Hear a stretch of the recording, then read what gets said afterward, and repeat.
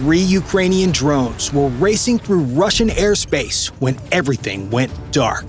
No GPS, no satellites, nothing but black screens and an invisible enemy.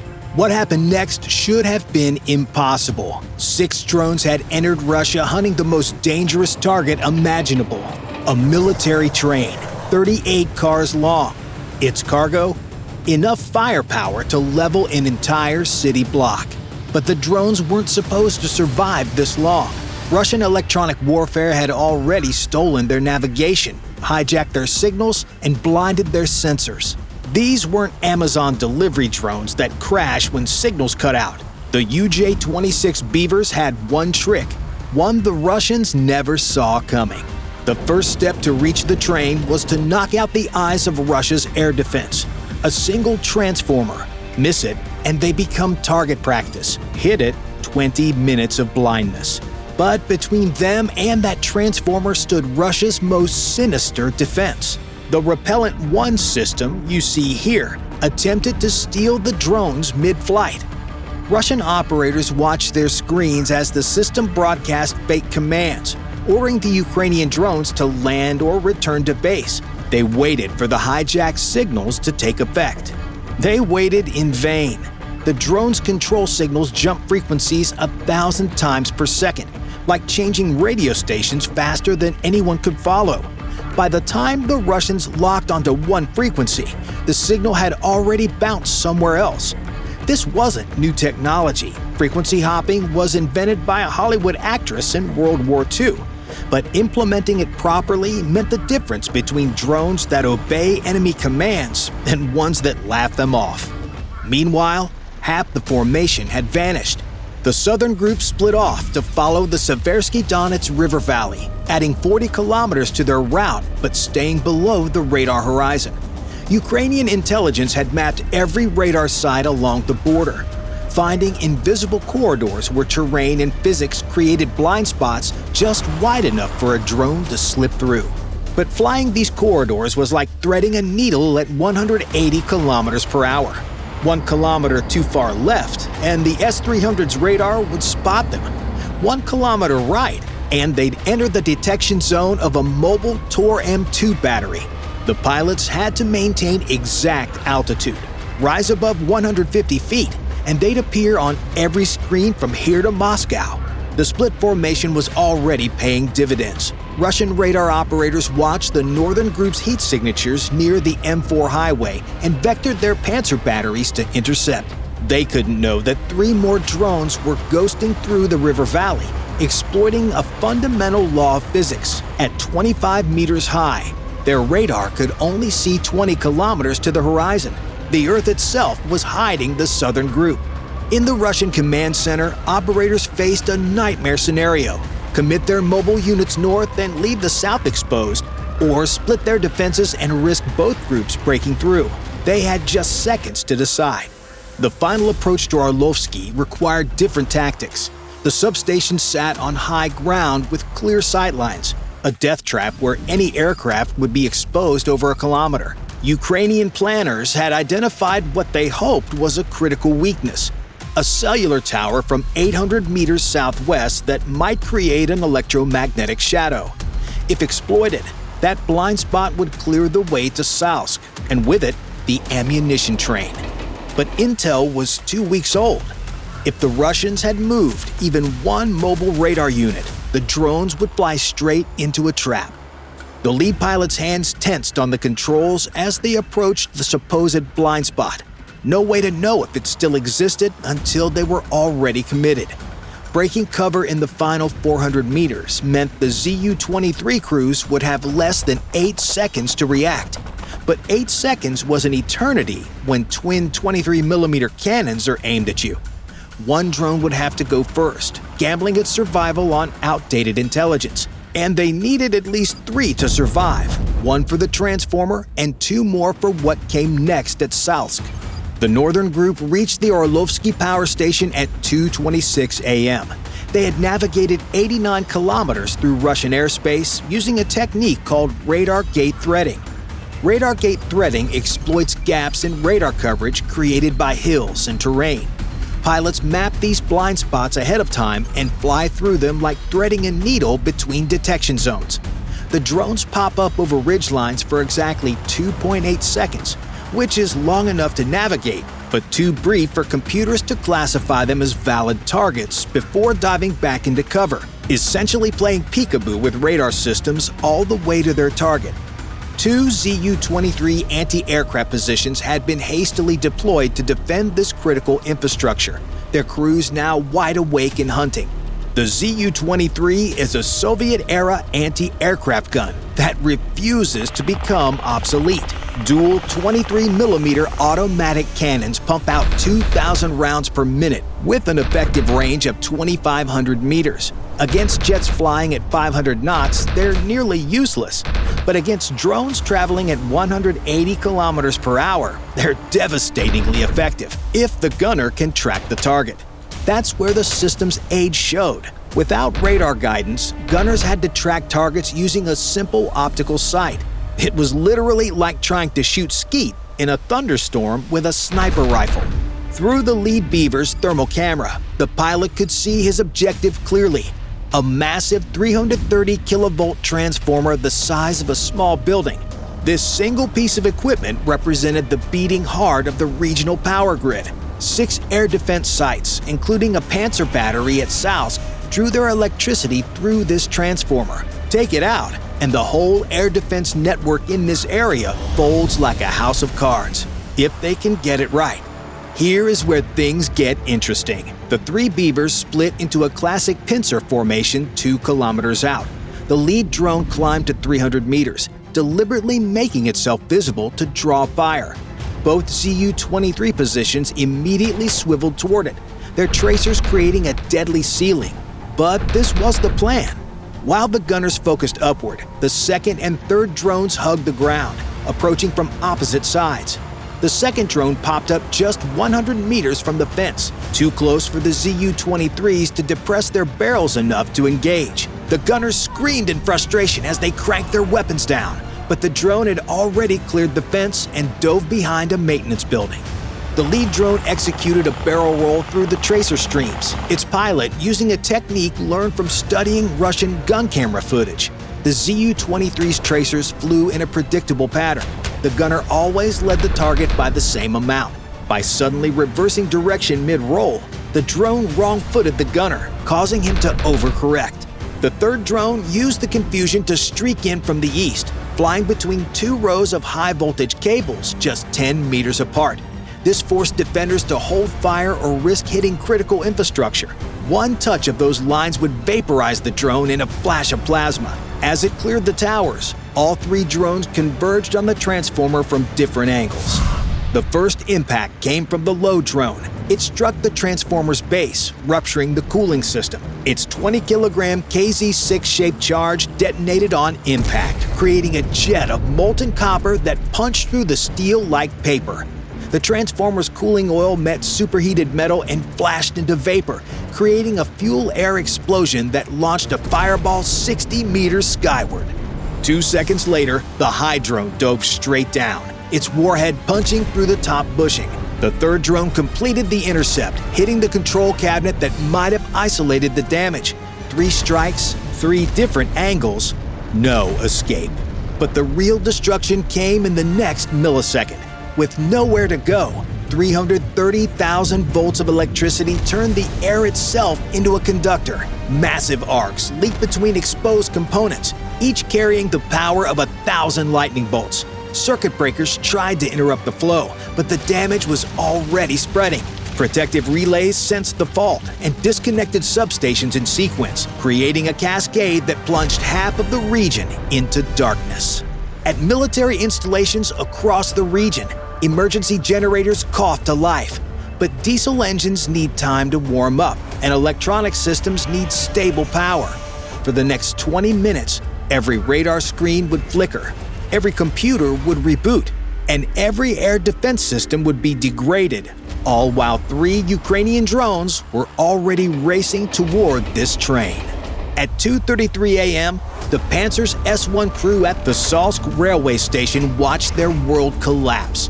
The power surge from the Orlovsky had cascaded through the grid like an electric tsunami, knocking out the early warning radars, command centers, and communication links that fed them targeting data. The Panzer itself still had power. Its truck engine hummed steadily, but the system was designed to be one node in a network. Without all this supporting equipment, the crew wouldn't know about threats until they appeared on their own scope, giving them seconds instead of minutes to react. 3 kilometers south, the UJ-26 drones from the other group approached through the storm. The southern group had traveled 155 miles using infrastructure masking, following railway lines where the steel rails and overhead electrical wires created radar interference. Russian air defense doctrine assumed any low-altitude contact following rail lines was a maintenance vehicle or inspection drone. By maintaining exactly 122 meters altitude, just below the primary search beam of the P-18 spoon rest radar at Salsk, they remained invisible until the final approach. The timing was no accident. Ukrainian intelligence knew the Panzer crew conducted a shift change at 0230, with a 10-minute handover brief where both crews gathered in the command vehicle. The drones arrived precisely during this window, when reaction time would be the slowest and confusion highest. They flew in a loose formation, each pilot watching the others through infrared cameras while monitoring their degraded navigation. Without GPS, they relied on terrain features glimpsed through the rain. A river here, a road there, each landmark confirming they were still on course for the rail junction. But something was wrong. The lead pilot noticed it first. The railway lights that should have been invisible by now were completely dark. Either the power outage had spread further than planned, or the Russians had set a trap. The Panzer's gunner squinted at his rain-degraded thermal display, trying to separate real targets from phantom returns. The system's manual tracking mode allowed the turret to rotate at 30 degrees per second, barely adequate for crossing targets at 180 kilometers per hour. Without the radar's precise calculations, he had to estimate range and lead angle by eye, like an anti-aircraft gunner from World War II, blessed with modern missiles but cursed with degraded sensors. A flicker of heat caught his attention, something moving between the trees. Too steady to be a bird, too hot to be ground clutter. He slewed the turret right, fighting the sluggish hydraulics operating on reduced power. The crosshairs danced around the target as he tried to establish a stable track. The fire control computer, designed to process radar data in microseconds, labored for 3 full seconds to generate a firing solution based on the degraded optical units. He squeezed the launch trigger. Nothing. The battery voltage had dropped below the minimum required for the launch sequence. He switched to emergency mode, bypassing safety interlocks designed to prevent misfires. On the second attempt, a 57 E-6 missile roared from its launch tube, the exhaust flash temporarily blinding the thermal camera. But launching was only half the battle. The Panzer's missiles used command sequence, receiving course corrections throughout their flight via radio data link. Without the radar tracking both missile and target, the crew had to guide it manually using a joystick while watching through rain-obscured optics. It's the same as trying to land a dart on a dartboard while riding a roller coaster in a thunderstorm. The missile's radio command link flickered and went out after just 400 meters, another casualty of the power shortage. Without guidance, the 57 E-6 continued on its last commended trajectory, passing harmlessly over the drone. When the Panzer's missile went ballistic, the 3 drones scattered like a school of fish evading a predator. The lead drone snap-rolled left and dove, presenting its smallest profile. The second jinked right while climbing, forcing any tracking gunner to choose between targets. The third maintained course, betting the crew would focus on the maneuvering drones. This scatter and confuse tactic exploited a fundamental limitation of manual tracking. Humans can only focus on one target at a time. The thermal gunner involuntarily tracked the climbing drone, the most visually distinctive target. By the time he realized his mistake, the lead drone had already ducked behind a warehouse. $15 million of sophisticated air defense technology had been reduced to an expensive fireworks display. The crew commander screamed at his men to prepare another shot, but the battery voltage had dropped below critical levels. The backup power system, designed to maintain the vehicle through brief power interruptions, was never intended for sustained combat operations. The drones regrouped 500 meters from the station, now approaching from 3 different compass points. They synchronized their final run using onboard clocks. No radio emissions to betray their coordination. Each would arrive at the target within 2 seconds of the others, overwhelming any remaining defenses. They could see the drones approaching on the degraded displays, but did nothing to stop them. With defenders firing blind and their most sophisticated weapons reduced to scrap metal by a power outage, nothing stood between the drones and their primary target. At 2:41 a.m., 3 surviving UJ-26 Beavers converged on Salsk railway station from different angles, their thermal cameras revealing a scene that exceeded Ukrainian planners' wildest hopes. Stretched across multiple tracks sat a 38-car military train, its manifest reading like a shopping list for destruction. Hundreds of artillery and rocket ammunition plus diesel fuel just waiting for a spark. The 3 drones executed their attack with surgical precision. They approached in an offset echelon, each flying at a different altitude, 50, 100, and 150 meters, forced any defending gunner to constantly adjust evaluation, slowing reaction time. The lead drone's infrared sensor painted the scene in stark contrasts of hot and cold. The locomotive's boiler glowed white-hot. Behind it, temperature variations revealed the train's deadly cargo. The fuel cars showed uniform heat signatures from 60,000 liters of diesel fuel each. The ammunition cars appeared cooler, their reinforced steel walls and careful ventilation designed to prevent exactly what was about to happen. The first drone began its terminal dive, aiming for the locomotive. The engineer had heard the air raid sirens and tried desperately to move his train. However, locomotives could not accelerate as quickly as cars. He could only watch through his cab window as the drones approached at 50 meters per second. The timing was choreographed to maximize destruction. The first UJ-26 struck the locomotive's diesel engine compartment, its shape charge designed to penetrate armor, finding easy purchase in civilian steel. The jet of molten copper punched through the engine block, rupturing fuel lines and hydraulic systems. 38 cars of ammunition were now anchored to the tracks. 6 seconds later, the second drone found its mark, fuel car number 3, chosen specifically because it sat upwind of the ammunition cars. The shape charge carved through the steel shell as designed, but diesel fuel doesn't explode like Hollywood gasoline. Instead, 60,000 liters of fuel began pouring from the ruptured tank, flowing beneath the train like a burning river. The diesel found hot metal from the destroyed locomotive and ignited, creating a lake of fire that spread with terrifying speed. The third drone targeted an ammunition car near the train center. Third drone, ammunition car positioned to spread secondary explosions in both directions. Each pilot watched the other's impacts through their thermal cameras, adjusting aim points in real time. Its pilot knew exactly where to aim. Ukrainian intelligence had identified which cars carried the most sensitive cargo. The KZ-6 warhead penetrated the reinforced walls, detonating among pallets of 152mm artillery shells. The initial blast was relatively small, contained by the car's armored construction, but started a process that couldn't be stopped. When the third drone made its run, burning fuel had already reached the ammunition cars. Its warhead struck a car already heating up, guaranteeing the sympathetic detonation that would consume the entire train. 3 drones, 3 precise impacts, 1 unstoppable chain reaction. The Russian Military of Defense would claim to have shot down 22 Ukrainian drones that night, but live-stream videos from dozens of smartphones told the truth. The governor's admission that 2 fuel tanks and a locomotive were damaged seemed almost satirical against footage of the kilometer-wide smoke plume visible from space.